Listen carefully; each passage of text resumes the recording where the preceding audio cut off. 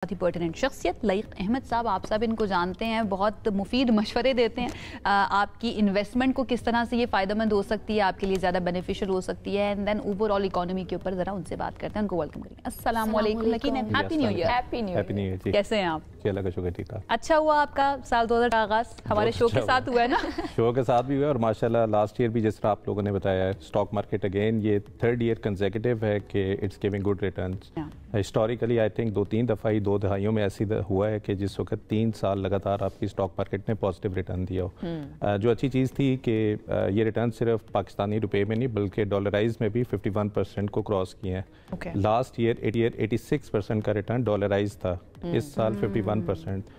तो इंटरनेशनल में काफ़ी अगर आप हमारे पीयर्स कंट्रीज़ को देखें, ये रिटर्न्स बहुत ज़बरदस्त हैं वैसे। अच्छा, पिछले साल को अगर हम देखें 2025 पाकिस्तान की इकोनॉमी के लिए आप किस तरह से उसको सम अप करेंगे, कैसा रहा है पाकिस्तान के लिए? अच्छा, हमें ये समझने की ज़रूरत है, इस वक्त हम IMF के एक प्रोग्राम के अंदर हैं और उस IMF के प्रोग्राम में काफ़ी चीज़ें हमें स्टेबलाइज करने की ज़रूरत थी।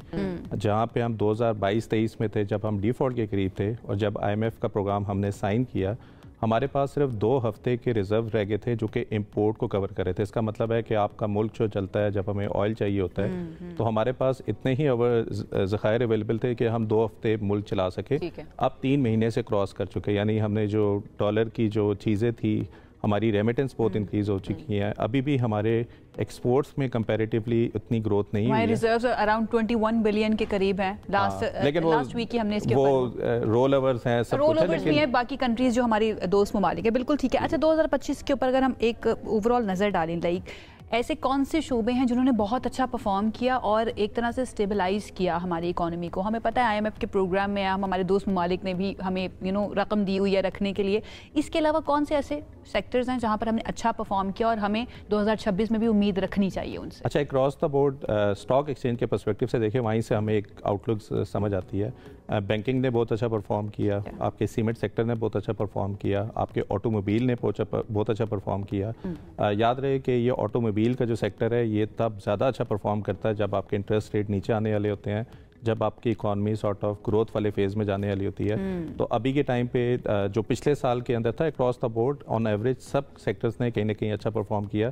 जहाँ पे IT सेक्टर ने कंपैरेटिवली इतना अच्छा परफॉर्म नहीं किया, वो इसीलिए भी है कि हमारा जो डॉलर है वो पिछले 2-2.5 साल से स्टेबल हो चुका है और IT की जो अपनी ग्रोथ है सेक्टर की, वो डॉलराइज होती है। मतलब कि जब डॉलर 10 रुपया भी ऊपर जाता है तो इनके मिलियंस ऑफ रुपीज़ का रेवेन्यू इंक्रीज हो। डॉलर की ग्रोथ होगी तो इस सेक्टर की ग्रोथ होगी और उसके अलावा भी बड़ी अच्छी ग्रोथ है। यानी आपकी जो एक्सपोर्ट की जो अभी की पाकिस्तान के अंदर जो मेन एक्सपोर्ट है वो IT की ग्रोथ ज़्यादा आ रही है। हम अगेन रुपए की टर्म्स में नहीं देखें, अगर हम डॉलर की टर्म्स में भी देखें तो जहाँ पे टेक्सटाइल ने कंपैरेटिवली हिट लिया है क्योंकि वहाँ पे गवर्नमेंट ने टैक्सेस लगाए हैं, वहाँ पे IT ग्रोथ के ऊपर गवर्नमेंट के अभी भी इंसेंटिव हैं और IT में बहुत बड़ी ग्रोथ अपॉर्चुनिटी अभी भी अवेलेबल है। पॉलिसी लेवल पर देखें, गवर्नमेंट की तरफ से जो पॉलिसीज बनाई गई हैं, वो आपको क्या लगता है कि कौन से सेक्टर में अच्छी पॉलिसीज बनी जिन्होंने हेल्प किया, या कौन से सेक्टर में गलत पॉलिसी या ऐसी पॉलिसी बनी जिसने इतना ज़्यादा हेल्प नहीं किया है? अच्छा, जो सबसे बड़ा इवेंट हुआ है ना साल में, जो पिछला साल गुजरा है, वो PIA की प्राइवेटाइजेशन है। वो इसीलिए इतना बड़ा इवेंट है कि आप ये समझे कि हमारी जो सैलरी के जो टैक्सेस हैं, गवर्नमेंट तकरीबन 450 बिलियन का टैक्सेस जमा करती है हमारी सैलरी से, और हमें पता है कि हम कितने पेन से गुजरते हैं कि अब हमारे टैक्सेस इतने कटते हैं।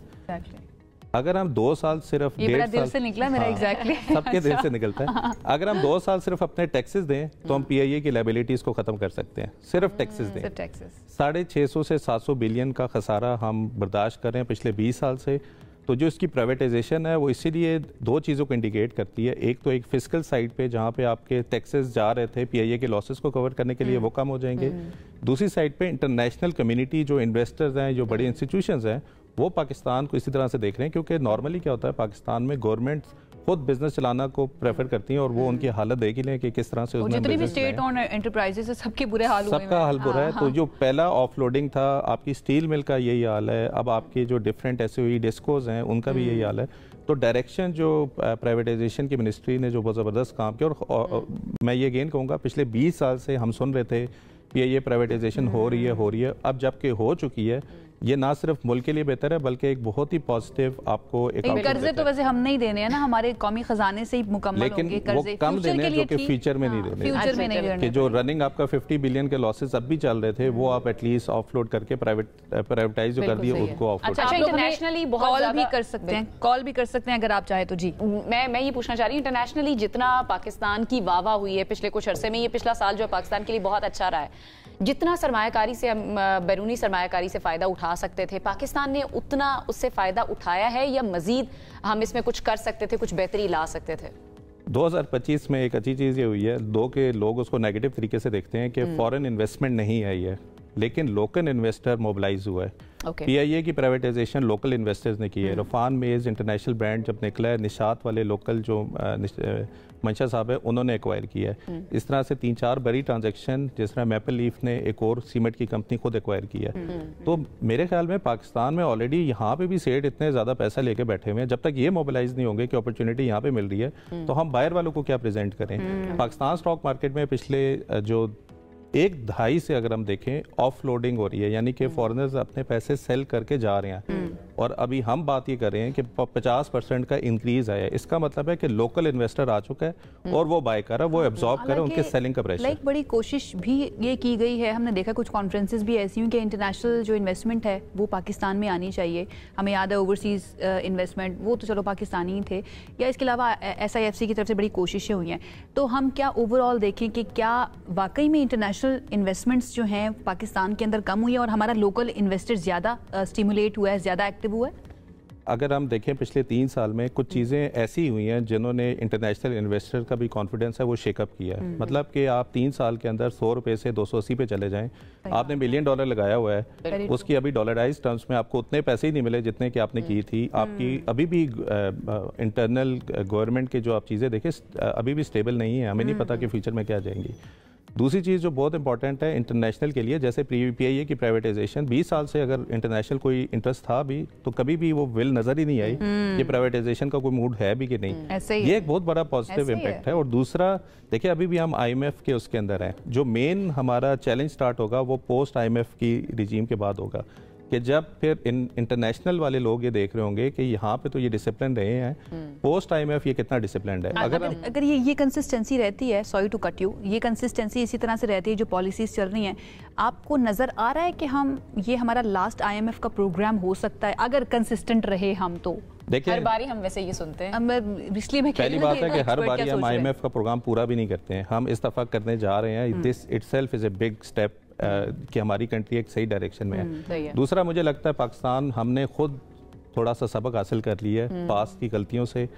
एक ज़माना था कि पाकिस्तान में अफगानिस्तान अनस्टेबल था तो एक जियो पॉलिटिकल आपका नज़र आ रहा था जिसकी वजह से आपको डॉलर इनफ्लो में मसला नहीं होता था, because you were using as a ally कि आपने कुछ करना है। वो चीज़ अब खत्म हो चुकी है।